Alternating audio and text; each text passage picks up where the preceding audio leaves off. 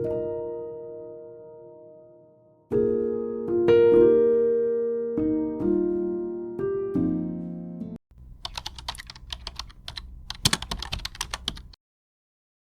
guys, it's a Monday. You're gonna have to ignore that you can see my sink and everything in the background, and I feel like I don't have the headspace to grasp what I'm trying to do today to even fix those things.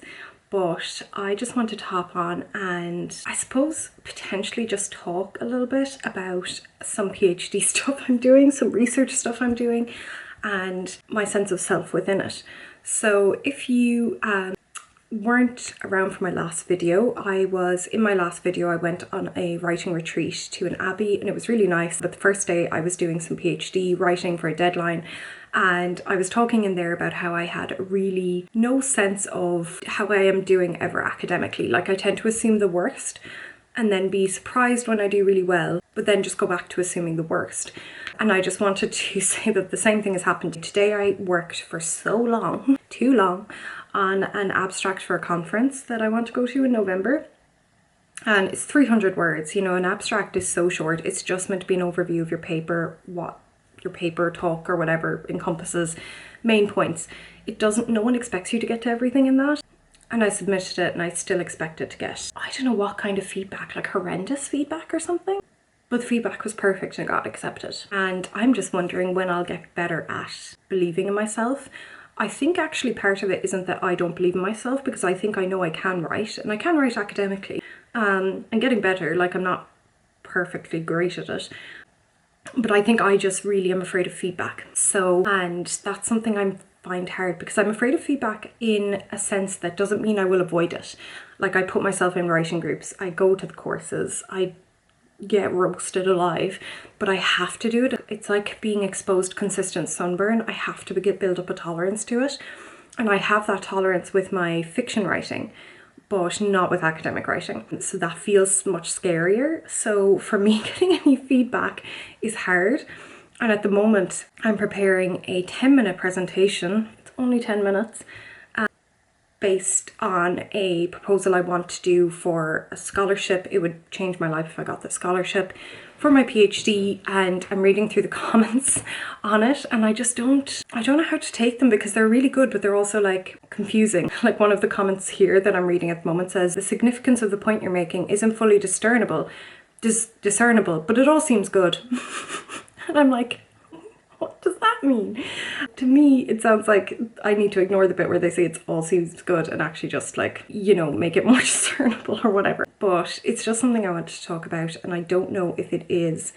It's probably just a journey I'm on, but it's kind of complicated by the fact that I'm living in that autism ADHD world, that ADHD space, where how I am and how I exist in the world isn't consistent. Like, my hyperfocus that comes with ADHD and autism is not consistent in its presentation. Sometimes it looks very traditionally like going to the library and studying, but sometimes it means I clean my room and I can't focus when it seems like there's lots of things to do and I have to have 3 different to-do lists, but actually I can't get any of that done because I can't prioritize, because they all seem important.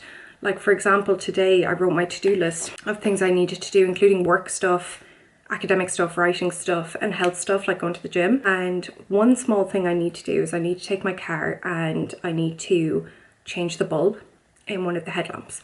I just need to go to the garage and do it. I've done it before. It's not a big deal. It actually takes 2 minutes. But for some reason that feels like the biggest task on my list, because it means I have to get up, I have to leave, I have to think, I have to communicate, all of these things, and that's somehow become quite a blocker to everything else. So I am more or less just trying to vlog, I suppose, the contradictory nature of ADHD, whilst being fully aware that a lot of this might actually just be my personality. So I don't want to say that this is, you know, a distinctly ADHD thing when it actually might be a gen thing, which is absolutely fine too. Except right now it doesn't feel fine because I'm looking at that list and I have so much to do. But I'm going to continue these slides. I'm going to submit the abstract now that it's gotten approved, and then I'm going to get the bulb changed in the car, and then do my writing tasks and work tasks in the library for the afternoon. That's a plan. That would still be a really good day. I don't know, I feel like with ADHD a lot of it is feeling an internal sense of agitation, like a pull, where it's this constant tug of war of like, I want to do this, but I can't do this. And I need to do that, but I can't do that well because I'm focusing on this. Which means that ultimately I end up having to hold myself really tightly to get anything done, which of course means that I become quite tense around people, and then they think I'm highly strung, which I probably am, but they think I'm solely highly strung, like that's all of who I am, rather than Jen, who's ADHD but also able to be relaxed and goofy and have fun, because that part of me doesn't get to be there that much, because if I relax it feels like I lose a grip on everything. I'm fully aware none of this is making sense, to be honest, but I just wanted to put it out there as a thought, because I feel like I need to start saying these things rather than taking them and internalizing them as gospel truths, if that makes sense. So I'm going to go back, I'm going to finish these slides, and you know, one of the primary comments was that they liked my graphic design, which I feel like is not the important thing for an academic presentation, but I'm buzzed. So yeah, I'm going to do that and get through the day, and I can do it. So I did decide to eventually just like go and get the car bulb fixed, because I realised I was having that mental block about that task because it was hard. So I went to get it fixed. I went at peak time because I went at lunchtime, and I had plans to go to the garage where there is a Costa opposite it, and they told me I could come back later if I wanted to go to Costa first, but I was like, no, I'm gonna stay and get it done, because for some reason I'm finding it hard to work through my mental blocks today in that ADHD contradictory state.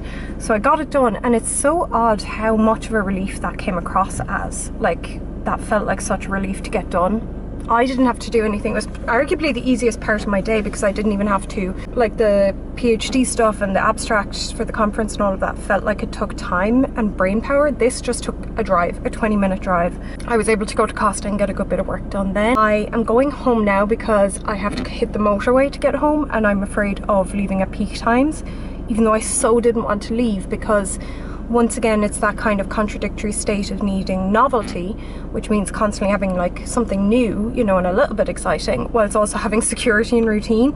And I was so set where I was sitting and like getting work done that moving felt like, okay, maybe when I move, I'll break that focus I've been looking for and just will never be able to focus again. And the thing is, that's not necessarily based on something that's not true. Like, that kind of thing does happen, where you'll try something new and then your focus will change and like you'll lose your focus. So it's not that illogical of thought, or at least for my brain it's not. But either way, I won't be able to deal with motorway at like 5 o'clock or 6 o'clock when it's peak post-work time. So I'm gonna go home, and then I'm gonna do a little bit more work, even though I feel like I'm moving through cement today, and we'll see how we get on.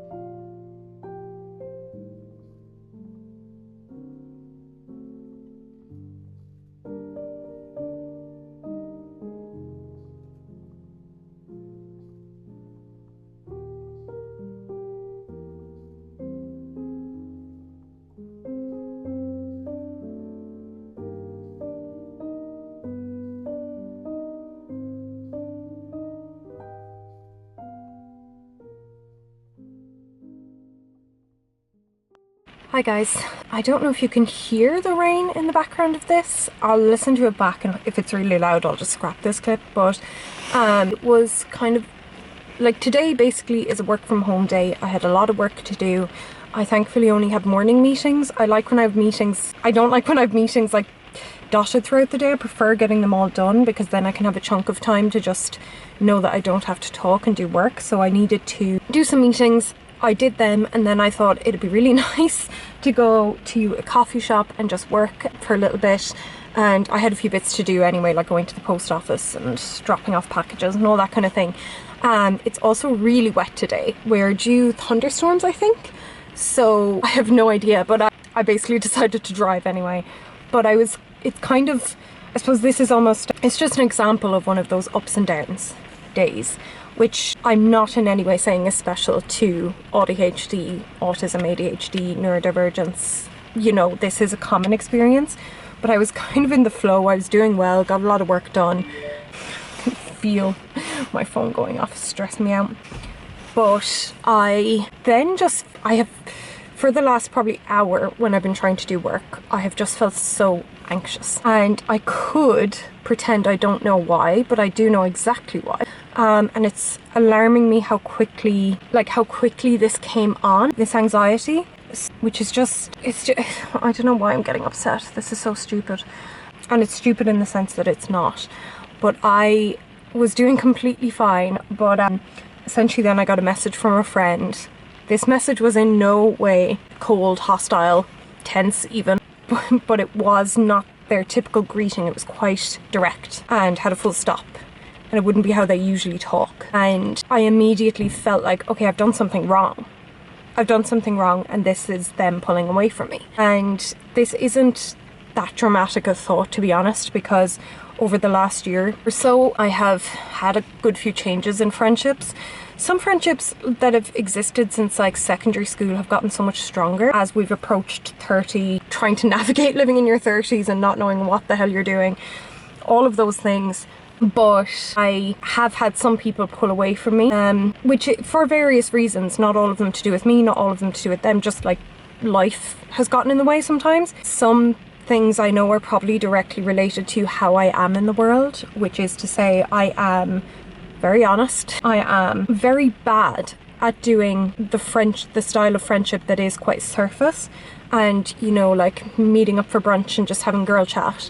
I enjoy that to a minimum, but I really would like to get to know someone properly, so I tend to immediately dive into deeper topics that obviously a lot of people don't want to go into, and some people just want the style of friendship that is you're meeting for brunch, you're just talking about the good things. And I think that's really valid and really nice, but I can't do that. I can do that. I just feel really smothered in it, and I'm very much I'm asking when I'm doing it. So, and I imagine I have probably become more myself since my autism and ADHD diagnosis, and it's become probably more apparent that I'm not great at it. And as we have gone into our 30s, and I genuinely think also my friendship group, if anyone was about 25 when the pandemic hit, you've gone from like 25 to like 28 really fast. So being 30, a lot of us still feel like maybe we should only be like 27 or so. It kind of feels like we're all going through a lot of growth really fast, where some people are getting engaged, some people are buying houses, some people are horrified at the thought of all that. Some people are having health crises, some people are going back to college, some people are changing career. It's all just very much a flurry all the time. And because of that, the amount of people can give in friendships has changed. Like, it has changed quite a lot. I don't know why I'm getting so upset, oh my god. And I have noticed that. And like that, which is why I'm saying it's not always personal. It's not because of me necessarily. Like, I'm taking it personally because it's my personal experience, but it isn't necessarily like directed or hateful or anything like that. It's just a way we're all coping. But I think because, and I've always been like this, and I don't know if it's an autistic thing or a gen autistic thing, where I am just someone who is just, I always feel like I'm last to the party in understanding something. If you're autistic, maybe you feel like this too. But I feel like I am when it comes to social, not small social cues, but large social changes. So like that, if we experience a change as a group that goes on, you know, like suddenly there's a level of friendship that's dropped where we're all still really good friends, but we can all give each other a bit less. It's like I didn't get the memo. And then I just feel people pulling away from me and I'm really confused. And I know we can't have an AGM every time something like that changes, because sometimes they're subtle and unconscious things, but they really take me by surprise. And I do know that as some of the pulling away from me or easing a friendship with me is probably because of my autistic and neurodivergent traits and how they are. And I don't say that to villainize anyone, I say that because it's probably completely fair, because I don't get the memo about, okay, I can only give you this level of friendship now. Instead, my mind is, well, I've decided to commit to you to this level. I decided that at 12, I decided that at 17. So therefore, no matter what's going on in my life, you have that level. To me, that's just very black and white. And I don't think everyone is thinking that way. But it has been exceptionally hard and lonely, quite lonely at times. And just getting that text off my friend that had a different greeting than usual really threw me, because it almost triggered that fear that, oh my god, another change is happening in this social environment that I'm not aware of. Something has happened, like a decision has been made subconsciously even by everyone that this is the new level of friendship we're at. And I was too much. It's always about being too much or too intense or too honest, I'm too much of everything sometimes. So for some reason I just saw it and I felt my stomach just like rip in two, and I just couldn't breathe. And it wasn't really because of that message, it was probably because of everything that's happened in the last year with friendships that I was afraid. I was like, okay, here's another one that I think my brain is trying so hard to keep up with the pattern recognition of what's going on in the world, that I can be prepared and not be taken by surprise the next time someone doesn't want to be my friend or can't give me what we've always had on a friendship level, or the social etiquette rules have changed, 30 isn't the same as 29, we're not in the same places in life, so we need to change. I think I'm in a state of, for the last year, probably being so hypervigilant socially, and it's caused quite a lot of upset in me, and not misinterpreting people, because I'm so aware, like that person, like that lovely friend, she's so fabulous.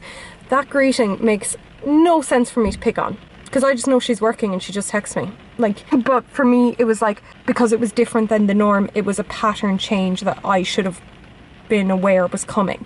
So it's like my brain scrambles to log it and to make sense of it.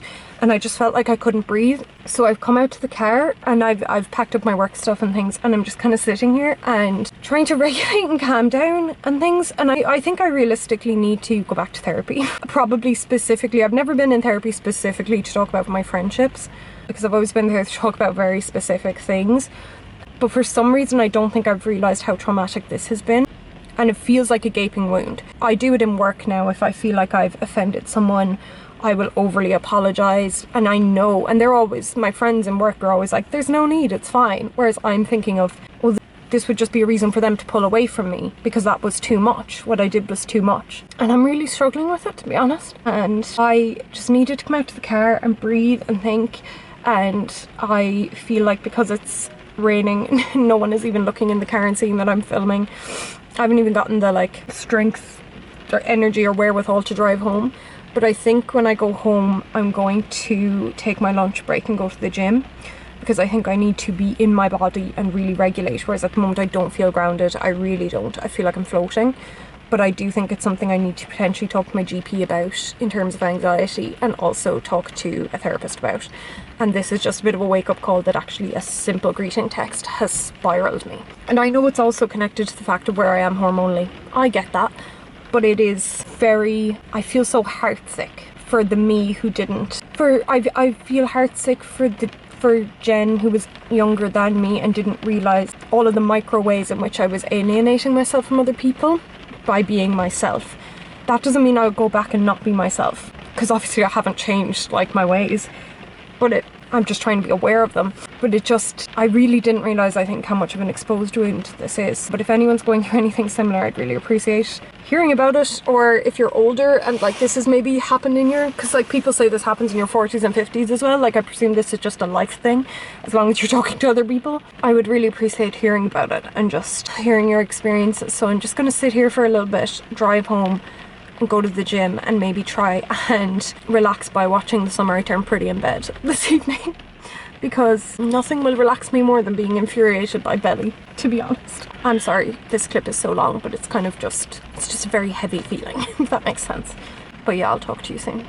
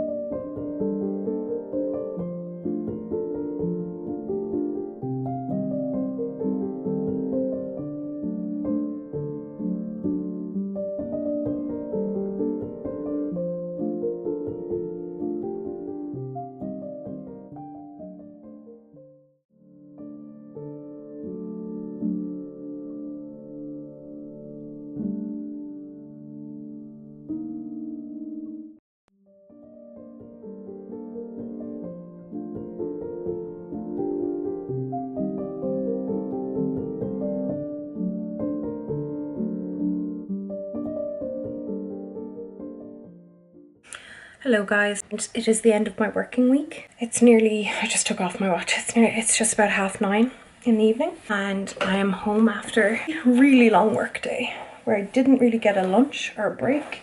Not because of anyone's fault, not even my fault, just stuff happened. And I'm tired, but I feel good, to be fair. Didn't go to the gym because I did such a long gym session yesterday that I know my joints be killing me. So instead I went for a really long walk on the pier and feel in need of, and some days I need this much less than others, but I feel in need of a mixture of routine and symbols to tell me it's the weekend, because I don't think, I feel a bit heightened after the week because it was a bit more of a stressful week. So for me, the more signals I can give my brain that it's the end of the week, the better. So that's why I did that deep clean of my room. I obviously didn't show like some of the more deep cleaning bits and things, but that felt really good. I've put on a wash. Now I'm going to shower and things and try to like mentally calm down. But I'm also, I think, going to do maybe a face mask and bits. I used to really love having self-care evenings. Like up until maybe 21, and I don't know, it's not really like I don't know what happened. Life got really busy post autism and ADHD diagnosis. I started working in disability advocacy. That was so busy. I got sick repeatedly with COVID. That's not funny, I'm just laughing out of awkwardness. And then spiraled until I was diagnosed with Addison's. So I think anything that wasn't essential just kind of left. But I used to love doing like face masks and teeth like whitening strips that I'm pretty sure don't do anything, and like, but just little symbolic things for myself. So I actually went to the shop and did buy a face mask, but like it's just one of the kind of clay ones, and I think that'll be hopefully be nice. I'm not actually really doing it for my skin, but more as a signal that I can switch off and just breathe. So I'm gonna do that. But it's funny how I need that mixture of signal and routine whilst also needing, like, I need to not be using my brain right now, so I can't write or do anything, but I also need the added effort of self-care. I think I'm someone who is actually pretty comfortable putting effort into a lot of things, but what I'll put effort into changes on a daily basis, and the reasons for that effort change. My motivation's never the same. So yes, so first things first, you can't tell because I look so haggard, but I have concealer on from 12 hours ago, more, like 13 hours ago, 14 hours ago. And I'm gonna shower and I'm gonna breathe. So I made it to the end of a week, and that's really good. This week was full of like waves, so I'm pretty glad of that.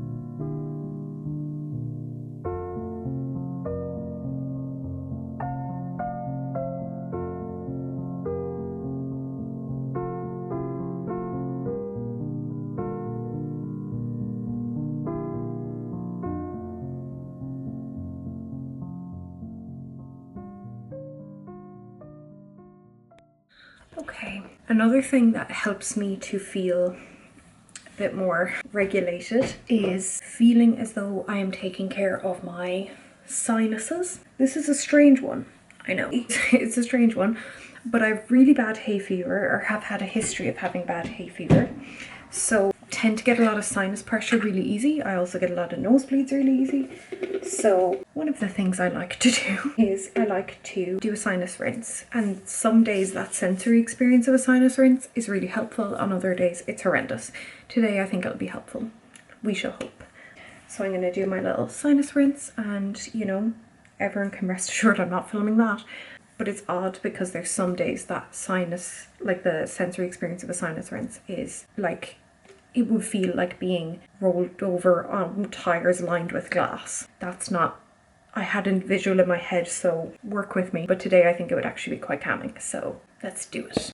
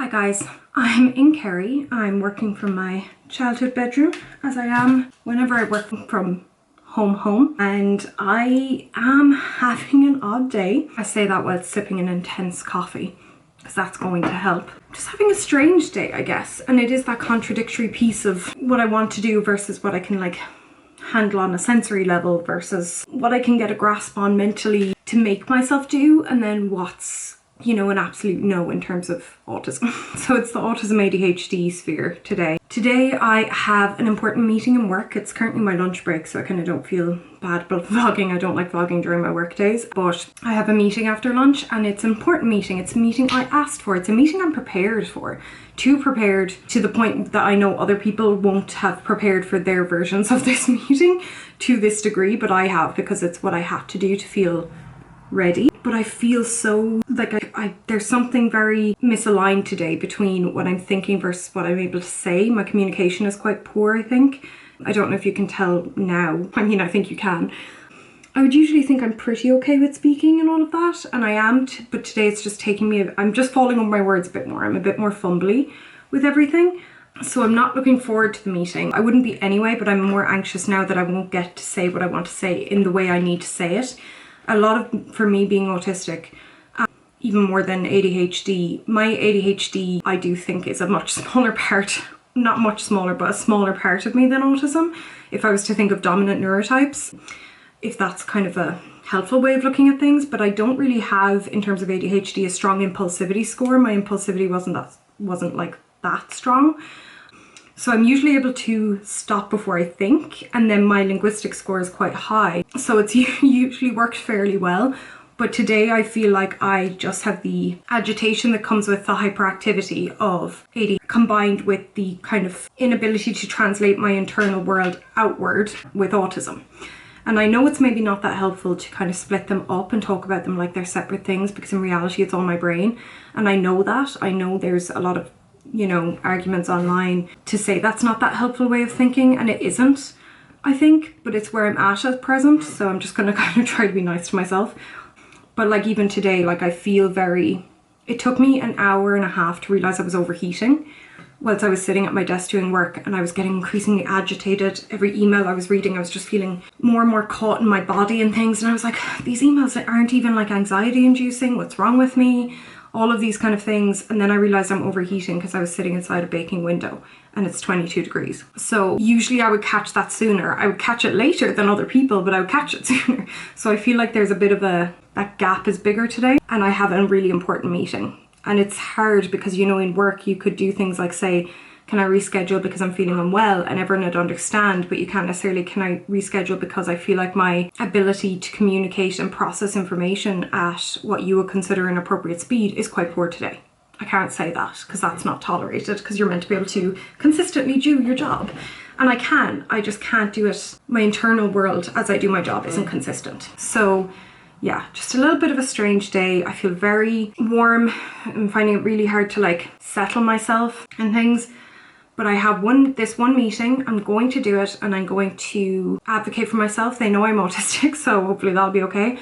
And then I'm hopefully going to just work maybe from a coffee shop or the library in town or something like that, because I think part of it is also that I'm too alone. I'm in silence, and sometimes that silence, even with a small bit of music in the background, is all I can tolerate. But today I actually think I need to be around people. Not talking to people, but I need to see other people moving around the place and doing things. So yeah, I just feel very bleh. And then it's hard also because you add in a chronic illness element, like having Addison's disease, so I don't produce cortisol, and I need to updose my meds whenever I sweat more. But I didn't notice because of my autism that I was sweating more for a while, so now I'm in a deficit there. So I understand it's not helpful to maybe say, well, my autism does this, my ADHD does this, my chronic illness does this, but for me it really helps me understand why I do the things I do and removes the shame. So it's as far as I am with my journey at the moment. So I'm gonna try and get this meeting done.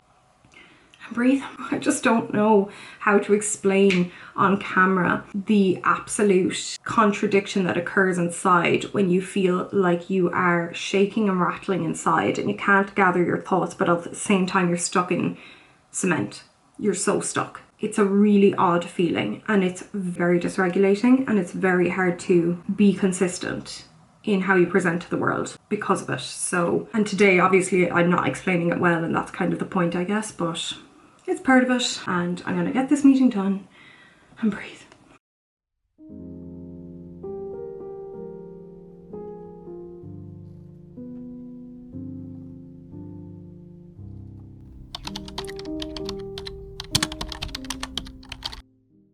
Hi guys, I was meant to film this clip, this finishing clip, last clip, a couple of days ago, and I think it's almost funny or like cosmic timing that I was filming a video tracking the kind of, I suppose, the like complexities and contradictions that come with ADHD and just living in general, when I was completely thrown by something that happened in my life this week and then couldn't really process or film. And that is that I am being evicted. I'm not being evicted. Our house landlord is, the house is, you know, going up for sale or something. I'm not even sure what the plans are, but regardless, that was not some news I expected to get this week. So it's funny, we received that news, the five of us all together, at a pre-arranged meeting that we thought was probably going to be about a rental hike, like your rent going up, which was fine because her landlord is fabulous and has always been really fair, but it was just not to do with that. It was about his future plans for the house. And it's funny because in the moment I could look around and saw my housemates, and some were like almost gonna cry. Everyone looked pale, to be honest.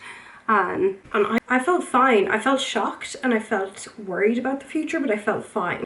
And we managed it that evening. Like, we were all stressed and everything after our landlord left after that conversation. We were all kind of, you know, thinking things through, coming up with options, all that kind of thing.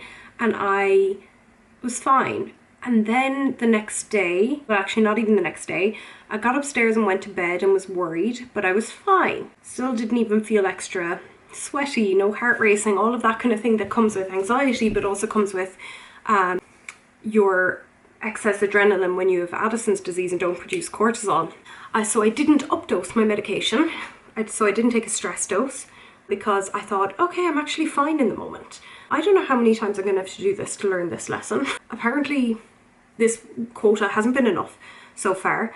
is I didn't updose because I didn't have immediate symptoms of stress that I could relate back to hearing we were being evicted. But that night I woke up at 3 a.m. and I could not get back to sleep. But I still would have said I wasn't that anxious, my thoughts weren't racing that much. But I was starting to feel quite warm and things. Didn't updose then either. And here's where I don't think I was fine. I think I was actually in shock but didn't recognise that. And that's on me. But I got to work the next day and I felt terrible. Like, I felt almost as bad as I did on the day of my adrenal crisis. Not that, and obviously not that bad because I didn't have an adrenal crisis, but I felt like it was the closest I'd come. I just caught it sooner and I just got such a fright, I think, to be honest, that I just felt really unwell and I just couldn't even like emote, like my emotions were gone. I was feeling like, I felt like a horse kicked the back of my lower back in, and I know technically I have secondary Addison's and it's my pituitary is the problem or whatever, and my adrenals are probably fine physically, but I can still feel stress in my lower back, and I don't really understand why, but God, I felt it. I was so nauseous and I was so dizzy, and I updosed then. And the problem is, I suppose, when you updose your medication when you have Addison's disease after the fact of when you needed it, you have done what I was trying to describe to my housemate as gone through like a slow drag, where you've gone down kind of slowly. It's not been dramatic, but it's been enough that eventually when you hit a certain point you realise you're really dragging yourself around. And at that point, if you updose, this doesn't bring you back up to your baseline, this just stops you getting worse. So I did updose then, so therefore it didn't become a crisis, nothing happened, but I did feel terrible. So I came home and I went to bed, thought, okay, well now I've absolutely gotten over the shock, I'll be fine tomorrow, as in 2 days after the eviction notice. Eviction notice happens and I thought it was going to be grand probably by the weekend, and just continue to feel so probably physically off. And once the physically off feeling had passed, I started to actually properly feel like mentally anxious about where am I going to live, what am I going to do, how am I going to afford my rent, on top of like my medical bills and studies and everything like that. How do I live in Dublin? Maybe I should just quit my job and move home. All of the, you know, absolute spiral thoughts that I think are, you know, natural to have happened. But then I realised actually when I was talking to one of my housemates about the possibility of us living together in the future and looking for a place together with our other housemates, which I hadn't considered as an option, came about through, I realised in that conversation that actually as she was talking I was starting to feel just a lot less stressed. And I realised a lot of my anxiety was about that loneliness that I talked about a couple of days ago in the car when I was upset, and the expectation that my housemates would use this as an opportunity to separate from me and to pull away from me and to need to like not want my friendship, I think, to continue. Because this is where I said a couple of days ago, like I've been in such a place of hypervigilance around friendships that I'm trying to be almost ahead of the game for when a friendship level changes. I think I was like, okay, well, I'll actually just assume the worst with my housemates and then like be shocked if anything else happens. That I was assuming I was going into this like house hunt and all this kind of thing alone again, stressed, you know, no backup, that kind of thing. That when it wasn't that way and when they were telling me they wanted me to be around, I was feeling so, I just felt really shocked, but I felt so much less stressed. But by the time that came out, that was about 5 days, like in between the eviction notice and then for me to go through thinking I was completely fine, to feeling physically terrible, to feeling mentally very anxious, to then realising actually a huge source of this is my trauma around friendships and relationships and things, and thinking I'm going to be alone. And I guess it's something I just wanted to talk about a little bit because, or just even document, because it's something that I'm not sure I'd like to get better at, but I don't know how to get better at it, because like, I suppose I'd like to get better at recognising when something big in life is happening that will be stressful for me, just maybe not as immediately stressful as it is for other people, or that I think I still expect myself to behave in such a neurotypical way of reacting to stress very openly and things, and having quite a lot of interoceptive knowledge about what's happening in my body, that I should probably updose my medication immediately rather than presume I'll figure it out and be fine. Whereas I think I take myself at face value too much. probably in a way that I do think is probably more of an autistic trait. And once again, mightn't be that helpful to be splitting things into what's traits and what's chronic illness and what's stress and what's something that everyone would feel and all that kind of thing. But I do think it is helpful for me to recognise, actually, this isn't something I might not actually get better at identifying these things, and I might just need to log it and be aware of it. But it's just a strange one, because I was looking at my housemates when they got that immediate news, and they were obviously really upset straight away. Completely fair. I was like, guys, calm down. We're gonna be fine. Like, absolutely in a state of denial and shock, but you know, I wasn't thinking about it like that then. But like, I did think it was gonna be fine, and I knew logically it would be fine. But for me, I think I'm obviously functioning on a different level of, there's just a real disconnect between my thoughts and my body and my bodily feelings that is annoying at the best of times, but dangerous when you have a condition like Addison's disease that requires you to be super on top of stress triggers. So I just think it's funny, given the video I was filming, that this happened. As it is right now, I'm really tired, and I'm really my throat is raw at the moment. It's been a few days and I don't actually think I'm sick. I've done so many COVID tests and it's not COVID, but I think I am really run down from cycling through emotions really quickly this last week, and being in a really heightened state consistently. So I feel dead on my feet and I'm so tired, but I'm just now, and this is now day 6 post-eviction notice, and I'm so much more aware now that I just got to give myself grace and let myself do what I need to do. But it took 6 days and quite a lot of sickness that could have ended up in an adrenal crisis, and I don't know how to bridge that gap between that lack of connection between my thoughts and my body, because it's something I'm recognizing as it happens again and again. I'm not getting better at it. I'm not getting suddenly more intuitive about it. So I don't know. It's something I'm working on, so therefore I thought it was good to log. But I'm gonna finish the video here. It's been a strange week. It's been a lot has happened, and I'm gonna figure it out, but I'm not gonna figure it out alone. I'm gonna figure it out with my housemates, and it'll be fine. Yeah, it will be fine, genuinely. I think it's gonna be crap, and I think it's gonna be rough, and I think there's going to be a lot of tears and all of those things, but I don't think any of that is insurmountable when I'm not facing it alone and having to carry a kind of sense of like isolation / rejection at the same time. So yeah, I'm going to stop there, and it was lovely to be back filming, and I hope you enjoyed, and thank you so much for watching. And if you did enjoy, please subscribe. It's actually kind of nice, like I'm getting more comments now, which is really nice, because some days I'll just be going about my day and like work will be work and whatever, but I will see a comment and I'll be like, okay, I forgot I'm connecting with people outside of me for a reason, and it's meaningful and enjoyable on both parties, hopefully. So yeah, do like, subscribe and all of those things, and I will talk to you soon.